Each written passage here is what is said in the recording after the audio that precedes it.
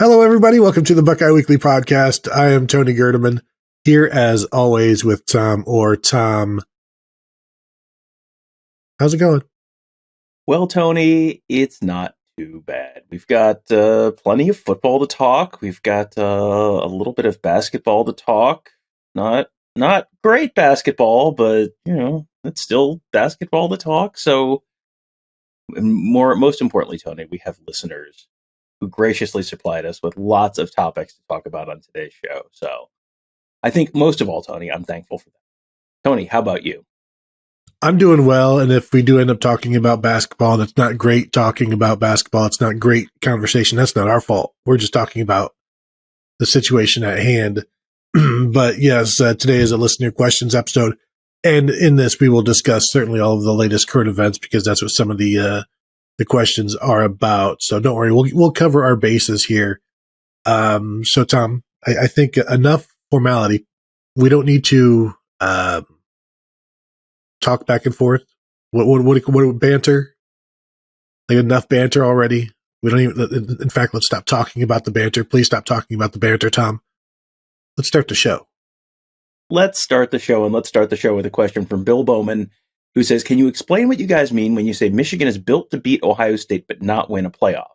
Doesn't that mean Ohio State would be in trouble also?" And this is something that I feel like I probably say more than you do, so I guess I'll sort of start to explain it, and you can sort of fill in the gaps if you feel like I haven't covered something. But it's mostly a roster construction thing, I think, first and foremost, which is look at the 247 talent composite, or look at whatever roster talent composite you want to look at, and you will see Ohio State, Georgia, and Alabama right at the top of the list.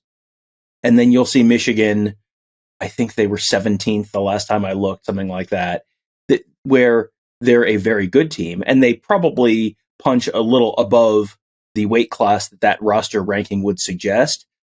But at some point, when you have to win multiple games back to back against, really top level teams, that lack of depth, that lack of top-end talent will catch up with you. And you have sort of seen that with Michigan when they go play Georgia. Ohio State playing Georgia looked one way this year. Ohio State playing Georgia, or Michigan playing Georgia last year, looked a very different way. And it's one of those things where if the SEC was actually what people pretend the SEC is, which is just a murderer's row of top 10 teams, you would have to have this to get through the SEC. The reality is the SEC is not like that. The Big Ten is not like that. You get plenty of Rutgers, you get plenty of Indiana, you get plenty of Maryland as you're going through the Big Ten. So even if you have a down game, that's okay. You can kind of skate through it. And in the SEC, like, look at Georgia's schedule from this year. Look at Georgia's schedule for last year. There's plenty of Vanderbilt on there. There's plenty of, Missouri, they're pretty tough. Like, no, Missouri is Maryland just with an arch. Like, it's the same thing, basically. So you have to have high-end talent at a bunch of different positions. And Michigan's wide receiver core, for example, just doesn't stack up with Ohio State's, but it doesn't stack up with Georgia's either. So you can sort of skate by on that through the Big Ten. It will catch up with you when you have to play Georgia and Alabama back-to-back, for example. Ohio State has the talent to potentially beat those two teams in a way that Michigan just kind of doesn't. The other thing is, I saw this sort of postulated by the College Football Nerds podcast guys, and I thought it was an interesting thought, which is Michigan just kind of does what they do, and they do it at a very high level, but they do it in a way that if you have a month to prepare for them, like you do in the lead up to a college football playoff game, they're a little easier to defend. They're a little easier to, attack than Ohio State. Where Ohio State, like on offense, Ohio State kind of changed some of the base principles. They ran some very different types of run plays in the college football playoff in a way that Michigan didn't necessarily do. So I think that it's kind of a combination of those things. And this is one of these things where it's kind of hard to understand because you're right. It's like as a transitive property thing. Well, if Michigan can beat Ohio State in the regular season, why wouldn't Michigan be able to beat two teams of Ohio State caliber in the playoff? And I mean, theoretically, sure they can, but until they do, I'm going to continue to buy into the idea that it is just sort of a little bit of roster depth, talent depth issue that Michigan just doesn't quite have. They don't recruit at that Ohio State, Alabama, Georgia level, and until they do, I'm kind of going to need to see it before I believe it. Yeah, I think one of the ways I was looking at it today is the Death Star being taken down by an X-Wing. It was just one little shot, and that's what it was, design flaws. And I think there's maybe some design flaws in Ohio State that Michigan takes advantage of. And they, like you said, they do what they do. They're gonna run the ball. They're gonna burn the clock. They're gonna get tough in the red zone. But that's what they do. And then Ohio State makes some mistakes in the back end that allow Michigan to take advantage. And you can't expect that to be the case for 2 playoff games after that game. And when you have an Ohio State's offense that can do multiple things, that makes them more designed to handle whatever is up next. Michigan's offense is designed basically for the Big Ten. And Ohio State's defense, which we've talked about in the past, is maybe designed for other things, and not necessarily the Big Ten, leaves them vulnerable to some of the stuff from the Big Ten and specifically Michigan. But I think just you said it very well. The thing with Michigan is that they can, for one, they don't have the talent to win a national title. I don't believe they're going to have to get that talent from the portal and continue to get that from the portal because they're going to be ranked number 2, number 3, number 4 next year. I do not see them as a serious, like a legitimate national title contender. I don't see the talent level there. And so many things would have to go perfectly for them. And we saw what happened against TCU when some things went wrong for them. They can't overcome that. And I think we also saw what happened to TCU after TCU and Michigan played a slugfest, where TCU was kind of a similar team to Michigan, or a similar team to Oklahoma during a bunch of the Lincoln Riley years, where it's, oh, well, you don't understand. They've got that dog in them. You can't measure heart. This team is so tough, and this team is so... And then it's like, okay, well, how many times has Oklahoma won a game in the college football playoff? And it's like, well, they almost beat Georgia that one time. And, TCU finally, for the first time, a Big 12 team beat a team in the college football playoff, but it was not a Ohio State. It was not a Georgia. It was not an Alabama. It was not even like a peak Clemson. It was Michigan. And that's one of those like, well, someone had to win that game. And if that was, honestly, I think if you put Alabama in that game, I would probably have picked Alabama over those two teams. That does not mean that I think that Alabama should have been in there, because guess what? You do have to earn your way in there. And Alabama's best win this year was voice trails off. And you lost 2 games. So sorry, you didn't earn your way in. But yeah, I just, it feels like it's very easy to say, well, yeah, but they're so close. Like, okay, well, until you win one of those, until you beat one of those teams, I'm going to continue to assume that the status quo is going to hold and you are not going to be able to beat 2 of those teams, and which is what you need to win the national championship now. And then that road is only going to get harder a year from now. I think when people talk about the fact that Alabama and Georgia and Ohio State are the types of programs that are going to benefit the most from a 12-team playoff, because then that Alabama team does make the playoffs, and then that Alabama team does get a chance to beat Michigan or beat TCU or whatever and get into that Final Four. That's why people say that. It's because those teams have the talent and the depth to potentially run the table. Ohio State, look at how far Ohio State had to dip into its depth, and they still almost beat Georgia. They were on their, 4th running back? They were missing their top wide receiver. They were missing their top tight end for most of that Peach Bowl, and they still scored 41 points on Georgia and almost beat Georgia. That's why. It's because of that, not only the talent, but the depth of that talent. And that's what we're talking about when we say that. Yeah, because that's what separates Ohio State from Michigan in terms of the rest of the nation.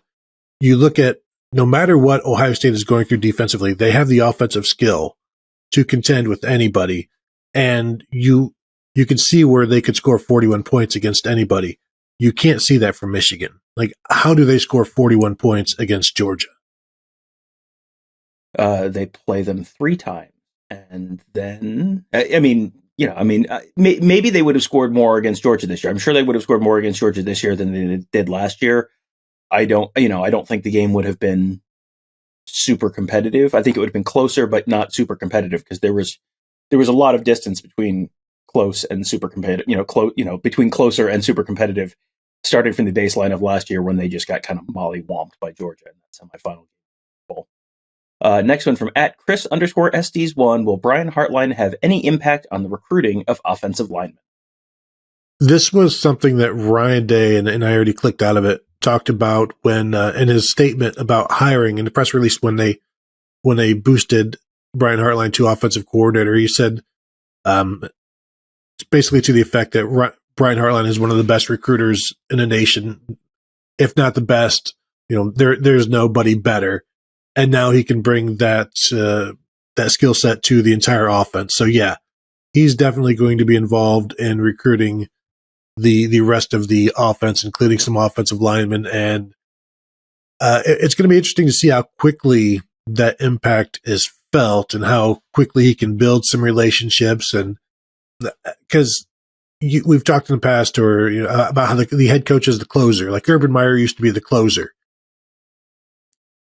The way Brian Hartline is able to be so good, it's not because he's the closer, it's the relationships, and it's the idea that, my position coach has played in the NFL where I want to go play and do that. So I don't know how exactly he's going to be involved with recruiting other positions. He's a likable guy when you talk to him. If as long as you're not an interviewer, it's like if he wants to talk to you, things are great. But how early do these relationships build? The fact that he played in the NFL, I guess, is still something that offensive linemen can draw on.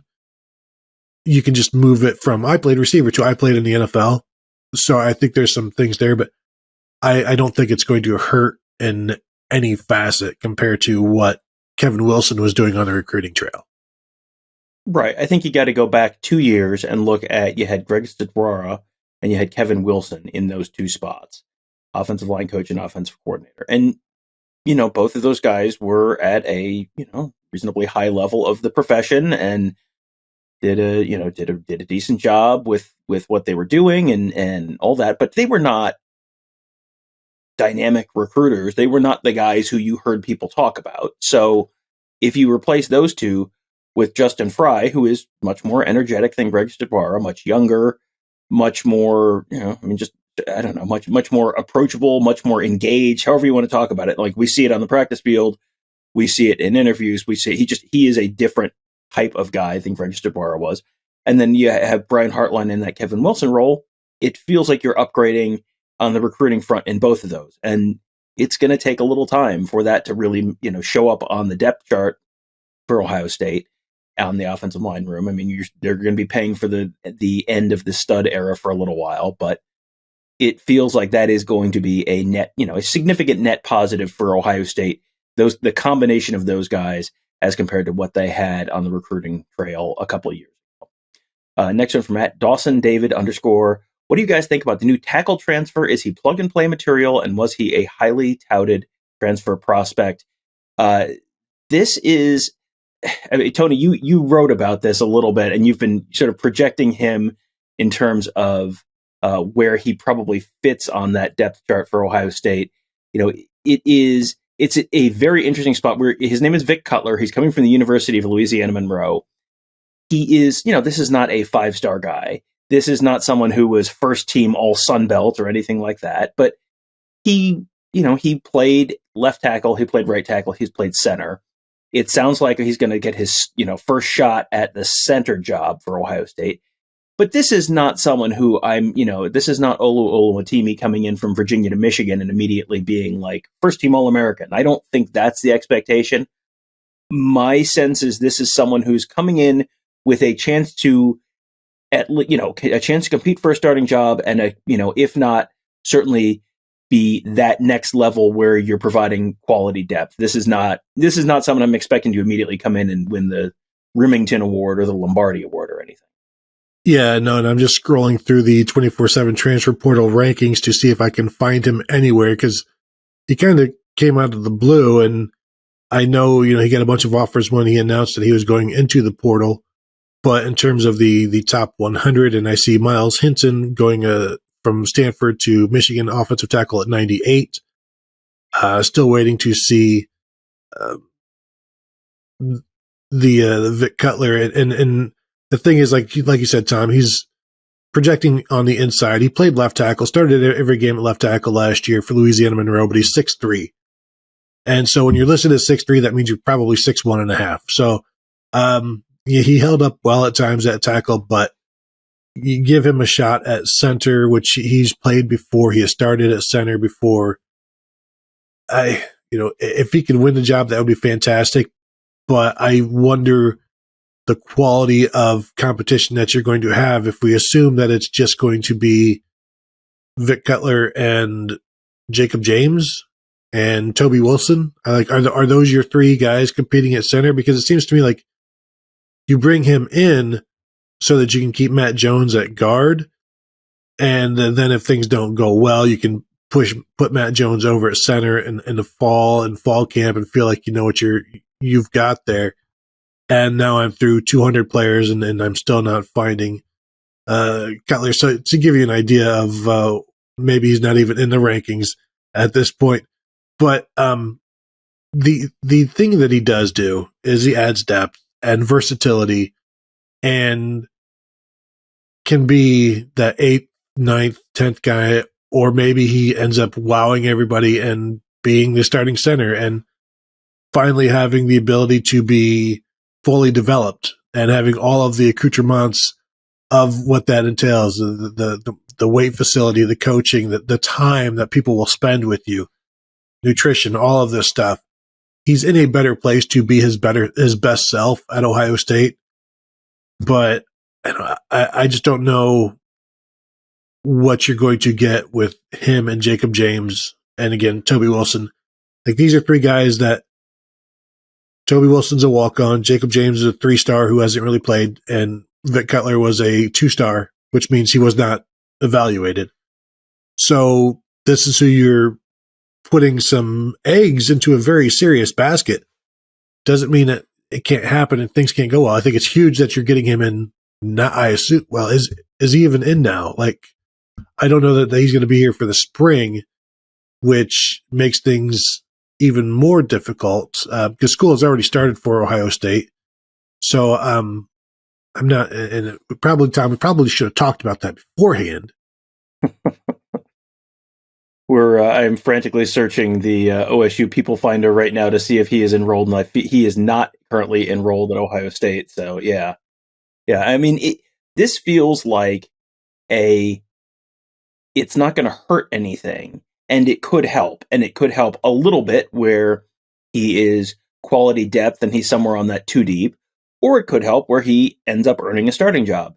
And I don't think they have any kind of a sure thing at center right now. I think there are legitimate questions with Cutler. I think there's legitimate questions with Jacob James. I think there's legitimate questions with Toby Wilson. I think that's totally reasonable to have questions and concerns there. And I think there is a non-zero chance, a somewhat significant non-zero chance that Matt Jones ends up over at center if it's those three guys or Matt Jones, and you don't have someone else, that I don't know, Ben Christman turns into a center, or Enoch Vamahi turns into a center, or whatever. Josh Padilla is going to start out at center. It just, expecting a true freshman to come in is probably not fair. I can't ever remember Ohio State having a true freshman center. I think Nick Mangold might have been a redshirt freshman, maybe. He was true. But was he a true freshman? Mm-hmm. That was only 20 years ago. Yeah, only 20 years ago, and someone who turned into an NFL Hall of Famer, basically. I don't know that I don't think he was elected to the NFL Hall of Fame, but he was like in that conversation, multiple-time Pro Bowler. Like that is a pretty significant outlier. So, it is just that it's a spot where Ohio State last year, towards the end of the year, had 7 offensive linemen who they really, really trusted to put into games. 3 of those guys are gone now. So you've only got 4 left. You've got Donovan Jackson. You've got Matt Jones. you've got Enoch Vamahi, and you got Josh Fryer. So at this point, just, you were talking about putting all those eggs in the basket. Like, you got to load as many eggs in that basket as you can, and you hope that a couple of them end up working out, because you do famously need 5 offensive linemen. If you only have 4 guys you trust, give yourself as many lottery tickets as you can to try and have one of them end up a winner, because you're going to need 7 guys. You're going to need 8 guys this year, just because someone's going to get hurt. You're going to, you may have a situation where the 5 best guys don't work in a configuration that actually works. Hey, you need a center. You need one of those 5 best guys to be a center. So they don't have, I think there's legitimate questions at tackle this year. So there's a lot of stuff to sort out. We're doing a 2-deep show on the offense on Buckeyes tomorrow morning for Friday morning. And I mean, Tony went through and put together a 2-deep. And then when we sort of got the sense that Cutler is going to be more of a center than a tackle, it's like, boy, that changes a whole lot of different stuff. And still, like, the 2-deep at guard is, here's one guy who I think can play here, and then the backup is one of these 7 people. And that's kind of where things are right now. And you're going to have to go through spring ball to kind of get a sense for who is going, who that quality depth is going to be. But whoever it is, having an extra guy there is definitely a good thing. And then that ties in nicely with the next one from @James W. Payne, who will be replacing Dawand Jones, Paris Johnson, and Luke Wypler. Oh boy, Tony. This is kind of the question. And at left tackle, Paris Johnson, he's gone. So now, do you kick Donovan Jackson out there? I think there are a lot of people who think that Donovan Jackson has the athleticism to play left tackle. If that works, great. They would, I'm sure, love to have Zen Michalski be ready to play. Is Zen Michalski ready to play? Maybe. We'll find out in the spring. It's probably one of those guys, because it feels like most of the transfer portal options have landed somewhere else. Is there, if I tell you that there's a real possibility that the starting left tackle for Ohio State this fall is not currently on Ohio State's roster and is not currently signed with Ohio State, that there is going to be someone in the transfer portal who shows up after the spring, who is Ohio State's left tackle this fall, how plausible do you think that is? I think that's very plausible, and I still think that you could see that at center as well. Because, like I've said before, I think once Ohio State gets through spring and players from around the nation see that there are open jobs at Ohio State, and you can go become a Buckeye and chase a national championship, like that's going to be a nice spot. That's going to be an attractive spot to end up at. Because after the season, when people hit the portal and they're signing with teams, Luke Wypler is still an Ohio State Buckeye, and so him leaving kind of threw things in a lurch. But even at left tackle, like you're saying, Tom, I think there will be, I think you could see 2 starters not on the roster right now on this offensive line come the fall. And that's a lot. We talk about gelling and all of that stuff. I think if you can get a left tackle, imagine how much that compresses things. And now it creates depth, because what do you do with Enoch Vamahi again? At some point he needs to play, right? Well, I mean, we'd love to play him, but you've got Donovan Jackson left guard, and maybe Matt Jones is staying at right guard. However, if you can get that left guard, then maybe that makes that left tackle or that center, or you get a left tackle. It makes finding a new center less important, because maybe Matt Jones can just go there and Enoch Vamahi goes to right guard. Like the way things can shift from just grabbing a center or grabbing a left tackle, and the willingness of Matt Jones, because again, he came back. The injury, I think, basically is the real reason, like the main reason he came back. So now he comes back, shows what he can do, and shows the NFL what he can do.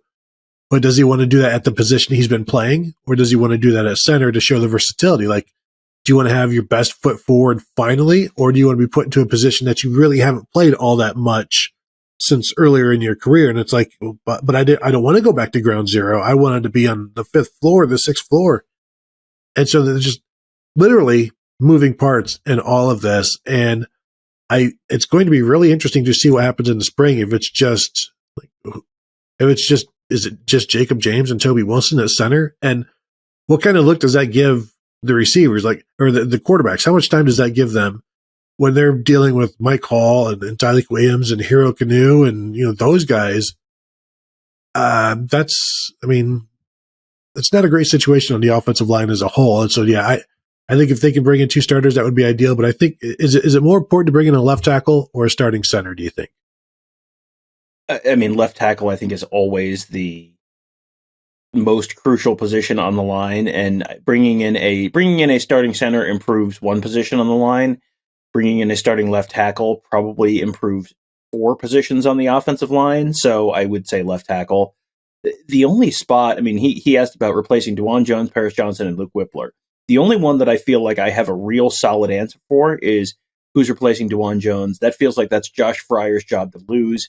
He played some right tackle. He played some right guard.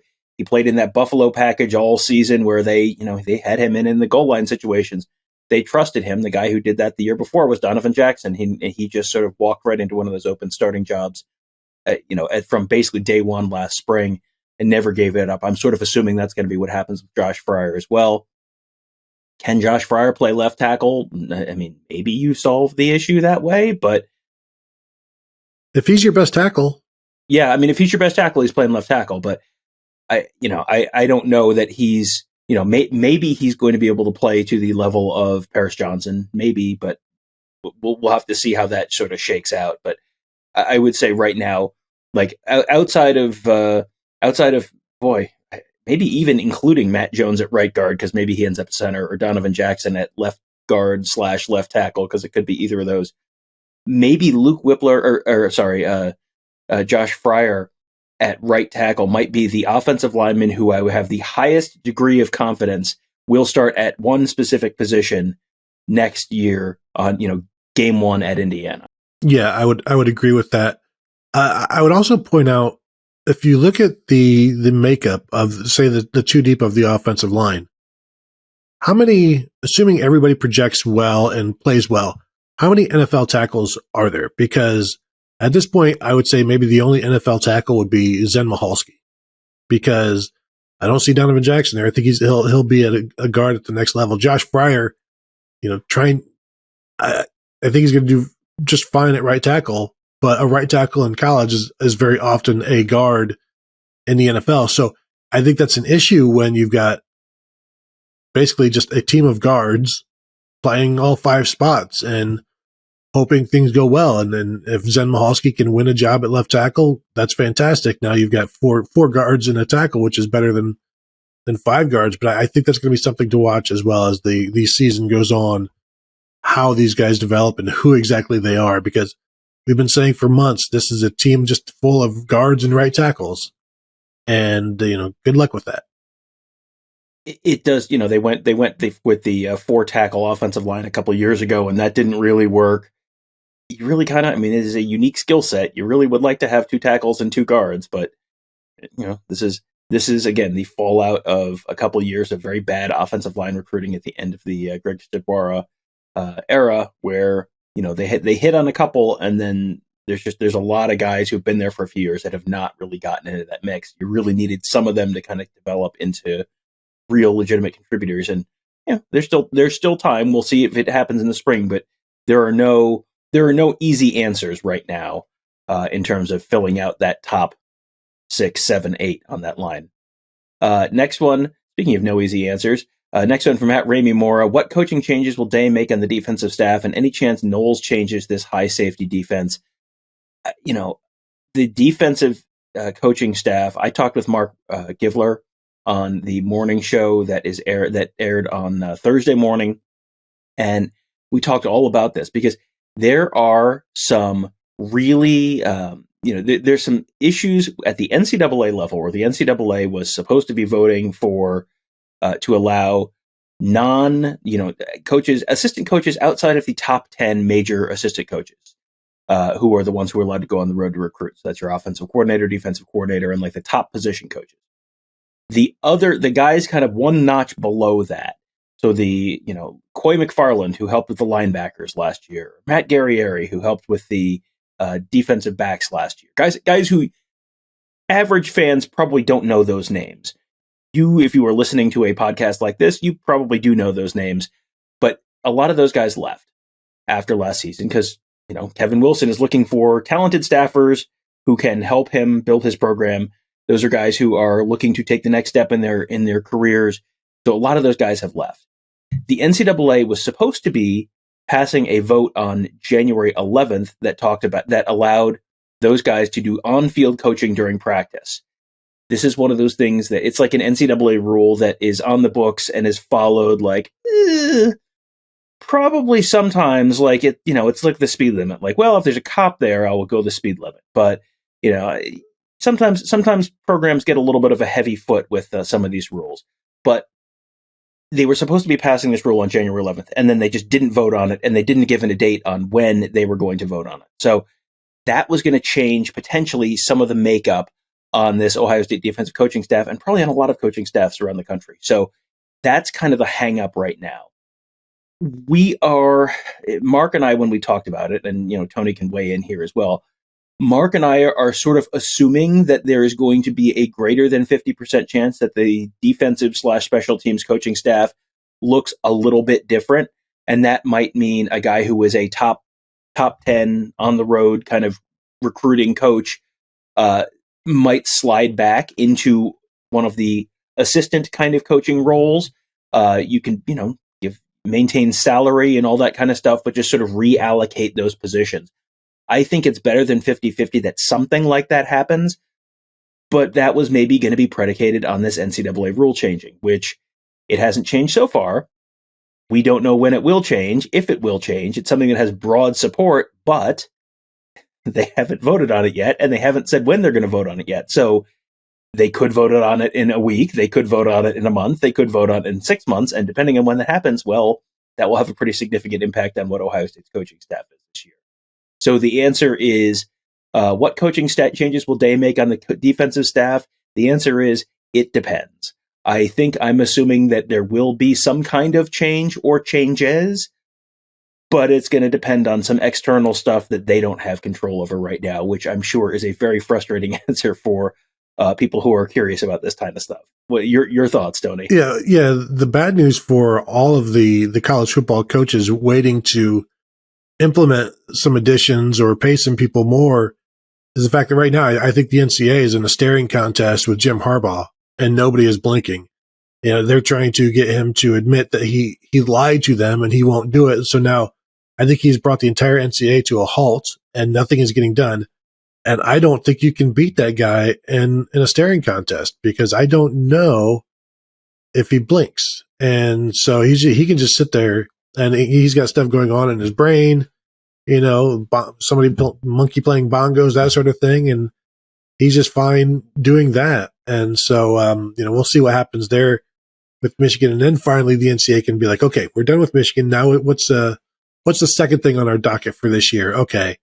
Yes, let's just go ahead and approve these coaches. And then, because at this point, the idea that the cream cheese argument is long gone. The media guide can only be 256 pages. That's 2 decades ago at this point. So if you have the ability to have more coaches, go for it.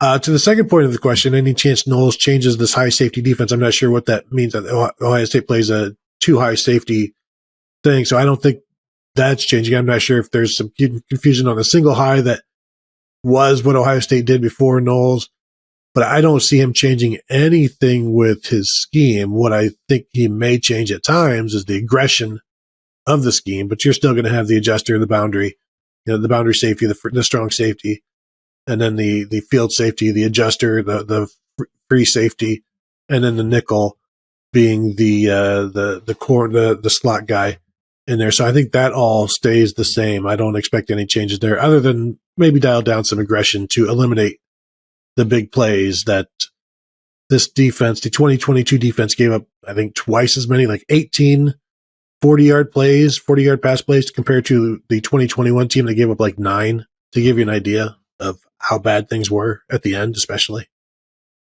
Yeah, and I think one of the things that people maybe don't totally understand is that this is not, a very strict regimented single high or 2 high. Like the whole one of the things that Knowles does is he will try and disguise his coverages, and he will switch what they're doing, and sometimes they'll be in one thing and sometimes they'll be in another. He's not, I think a lot of the issues they had in 2022 were probably personnel driven. There were certainly some scheme stuff, and you can certainly say, why would you be in one high when the biggest thing you had to do is not allow big plays, and then you allow big plays? And there's some legitimate and fair criticism that's available there for sure. But I think a lot of the issues were personnel driven issues, and now that he's in his second year, you maybe have a better chance to bring in, you're starting to get more of your guys in the system. So you maybe have guys who maybe are a little bit better fit personnel wise for what you're trying to do in the system. So I'm not expecting a big overhaul to what Knowles does.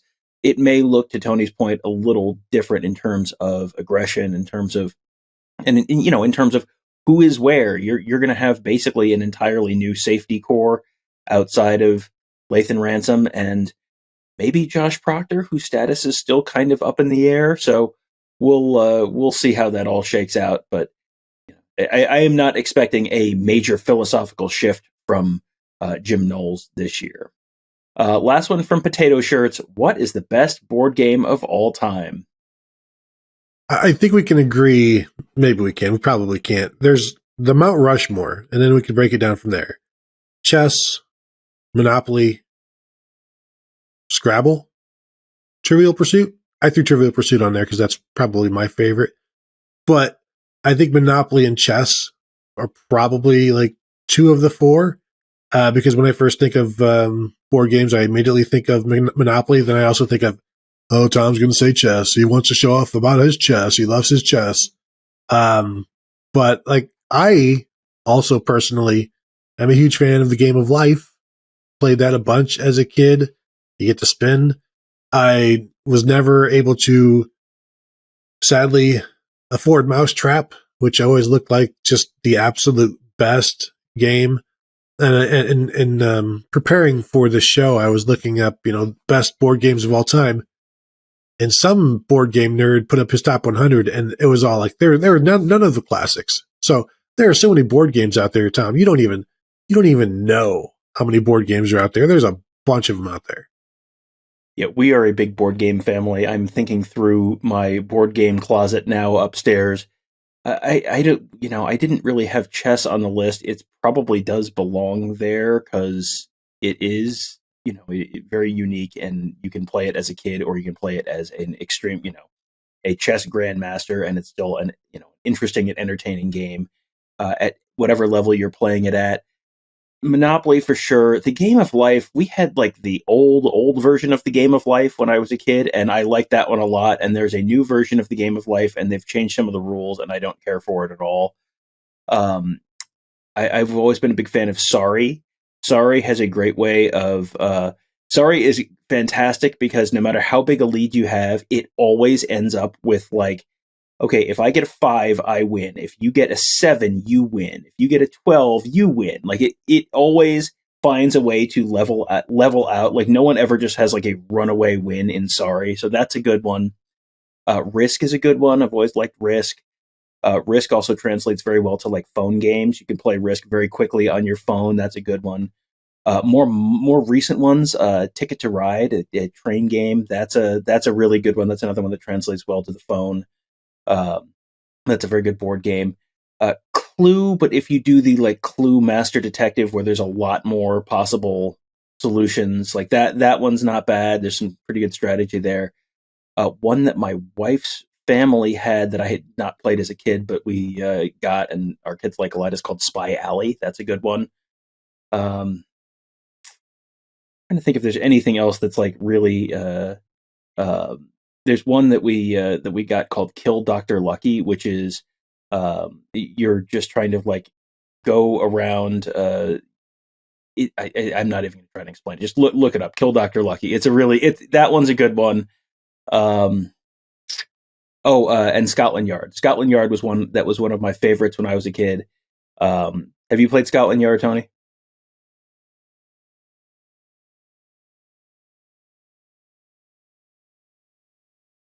Nah, sort of. It's like there's a map of London, and there's 200 something spaces on there, and you can go from space to space in a taxi or a bus or take the underground. And you have all these different. There are 5 detectives, and then they have to chase this one mysterious Mr. X, who's the bad guy, around London and try and trap him. But Mr. X gets to make his moves in secret and only has to pop up every once in a while. That is a really entertaining, good collaborative strategic game.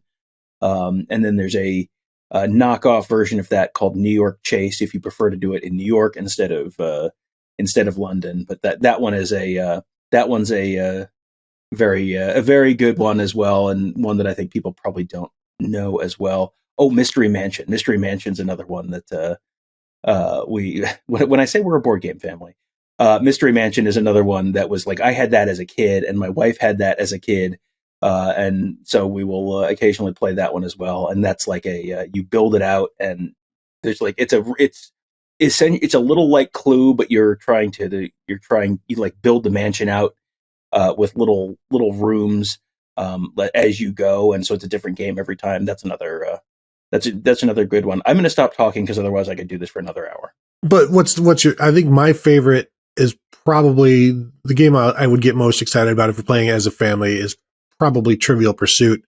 Because Monopoly I like to play, but it takes a long time. You've got to convince others. You've got to talk other people into playing it, and when they don't want to. So I would say probably Trivial Pursuit. What about you? Trivial Pursuit's a good one. My favorite. I think Scotland Yard is up there. Monopoly takes too long, and you just get in arguments about what's a fair trade and what's. If you throw all of the money in free parking instead of the bank, yeah, you just that is always just like. Every Monopoly game feels like you end up with someone has 2 of each property group, and no one can come up with, no one can agree on what's a fair trade, and then it just ends up with an argument every time. So, I will say, I'm going to say Risk. Oh, Axis and Allies. That was another good one. That's a World War II board game. If you want to talk about board games that take too long, that's one that takes too long. That one is one that I'm deeply annoyed they've never made a good computer version of. But that was a really good game back in the day. So. But I'll say Risk, but I feel like there are 12 possible answers there for me. Yeah, I never got to play Risk. I would watch other people play Risk. It was like growing up watching other people play euchre. Like, I don't know what's going on, but it looks pretty neat. But I got old enough to play a little bit, and I always enjoyed it. Is Connect 4 a board game? I mean, the thing is a board in itself. It is. I think I would count that as a board game. It serves functionally the same idea as a board game. What about, and this is another that was showing up on list, Battleship. I don't consider that necessarily a board game, even though is your little individual ocean a board? I don't think it's a board game. I think that's a board game. I mean, there's no dice. It sits in a cardboard rectangular box in the board game closet. Therefore, to me, it's a board game. I forgot Settlers of Catan. You need to have Settlers of Catan on your list. That might be one of my favorites. That's a really good one too. No, I'm saying, do you have a deck of cards in your board game closet? Does that make poker a board game? Does that make war a board game? No. No, but those are not in cardboard boxes with aren't they? Large rectangular cardboard boxes. I mean, to me, that's a board game, and you're being overly pedantic if you don't consider it. Also, checkers is garbage. Well, did we talk about checkers? Not really. We have not, but I just wanted to throw that out there. Checkers is garbage. Terrible game. I mean, you've just eliminated 80% of our audience with that one. Just so you know, we're not a chess audience, Tom. I don't know if you know this. Play a better game. I'm not insisting you play chess. I'm just insisting you don't play checkers because I find it lacking. Oh, you must not do very well at checkers. King me and we'll find out. Anything else, Tom? I think we've said it all.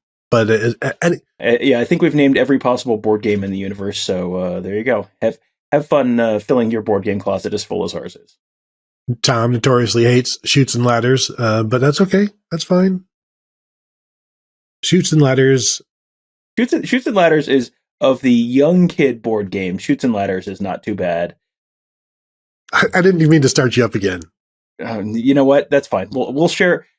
Someone has to, next time we do a listener question show, someone has to ask my thoughts on early childhood board games. We'll get there later. That's fine. Okay, we'll get there later. Don't ever ask. And since I put the questions together, I won't, you can try to ask. They're not getting put on here. So anyway, I want to thank you all for joining us. As always, please find us at BuckeyeHuddle.com. Become a member, say hello to us there on the message board. You can find us at youtube.com/BuckeyeHuddle as well. Go ahead and hit the thumbs up on this video if you haven't already after the 22 minutes of board game talk. I'm sure you have. So I want to thank you for that. As always, have a great day, and we'll talk to you guys later.